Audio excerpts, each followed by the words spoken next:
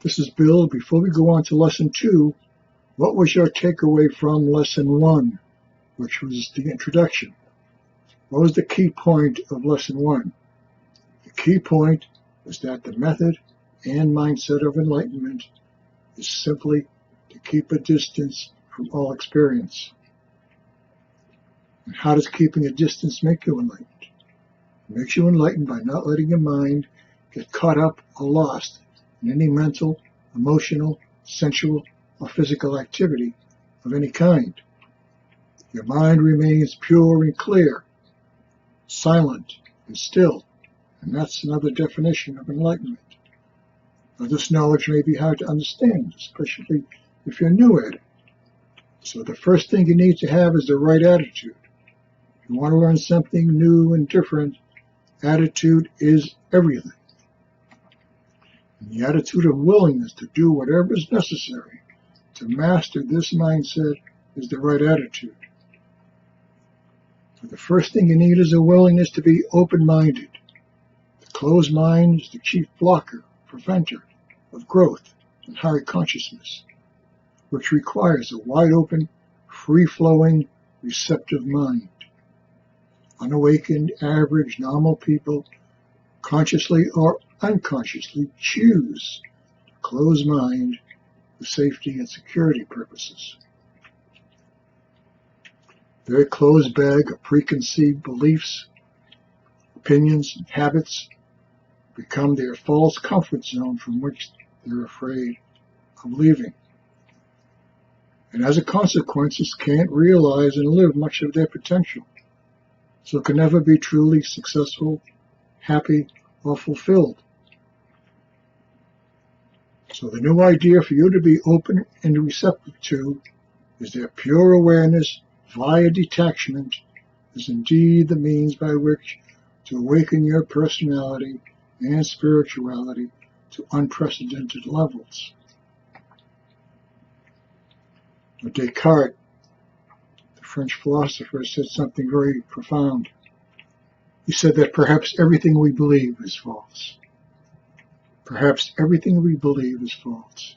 Regardless of what you think of that concept, I'd like you to use it as a working attitude throughout the course, that perhaps everything you believe is false. I'd like you to suspend disbelief, doubt, and skepticism about the method and power of pure awareness, just as you do in reading a mystery novel or watching an adventure movie. And as far as self-image, I'd like you to drop all conclusions and assumptions as to what you think you are, who you think you are, what you're capable of, not capable of. Because whatever you think your limitations are going to be your limitations. That's how the mind works. How about willingness to change? Fear of change is the number one most limiting fears people have. It keeps them stuck in a box of sameness, stuck in the status quo, stuck in the past. They avoid change at all costs, wanting people, places, relationships, actions, and responses to be predictable, which gives them the false impression that everything's under control, which of course it isn't under control. Like open-mindedness, fear of change is fear of leaving the comfort zone. But life is constantly changing, so to live in reality, to live your potential, you have to constantly change with it. Charles Darwin was asked many times by his students, why do some species survive and others go into extinction? His answer was that the ones that survive adapt, they change with circumstances. And the ones that go into extinction refuse or can't adapt, refuse or can't change. So the primary thing to change is your perspective, or point of view towards yourself and the world. What do you change? You change from a self-centered perspective to a neutrally centered perspective. Change all relationships to people, places, and things from being attached and dependent on them to being more detached, independent, and free of them. This is how you live in the joy, beauty, freedom, and power of pure mindfulness. You are above it all. Only when above it all can you have the clarity and power to control yourself in your moment-to-moment experience. And remember, being above it all means that your awareness is above it all, not your personality.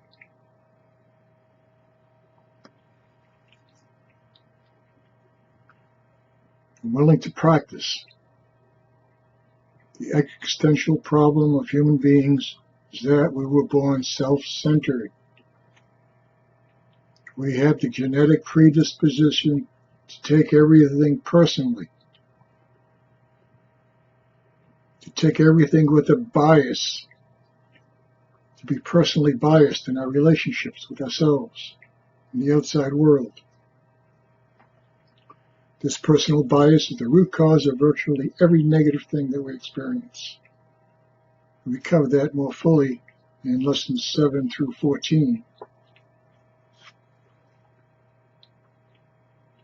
Diligent practice is necessary to overcome this genetic predisposition, this original sin or original error. Knowing it mentally is not enough. You've got to practice keeping your distance. The average person does whatever he wants to do, while the wise person does whatever he has to do. And practice is what he or she has to do.